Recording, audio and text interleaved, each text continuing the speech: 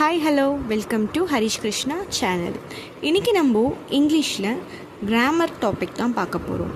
இதில் இங்கிலீஷ் அப்படின்னாலே நமக்கு ஃபர்ஸ்ட் மேஜர் திங் ஞாபகத்துக்கு வர்றது ஆல்ஃபபெட் 26 லெட்டர்ஸ் இருக்குது அப்படின்றது தான். அண்ட் அதில் பார்த்திங்கன்னா இந்த ஆல்ஃபபெட்டை நம்ம ரெண்டாக டிவைட் பண்ணும்போது வவ்வல்ஸ் கான்சோனன்ட் அப்படின்னு சொல்லிட்டு நம்ம அதை டிஃப்ரென்ஷியேட் பண்ணுறோம்.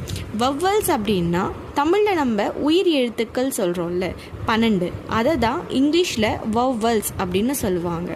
இன்னொன்று கான்சோனன்ட்ஸ் அப்படின்றது மிச்சம் இருக்கிற 21 லெட்டரை தான் நம்ம கான்சோனன்ட் அப்படின்னு சொல்கிறோம். இப்போது இதில் எக்ஸாம்பிள் பார்த்திங்கன்னா வவ்வல்ஸ்க்கு ஆப்பிள், எக், அவுல் இது எல்லாமே வவ்வல்ஸ்க்கான எக்ஸாம்பிள். அதே மாதிரி கான்சோனன்ட்க்கு பேட், கேட், ட்ரீ இருக்குது. இப்போது இது கீழே பார்த்தீங்கன்னா எது கான்சோனன்ட் எது வவ்வல் அப்படின்னு சொல்லிட்டு எனக்கு நீங்கள் கமெண்ட் பாக்ஸில் சொல்லுங்கள். தேங்க்யூ.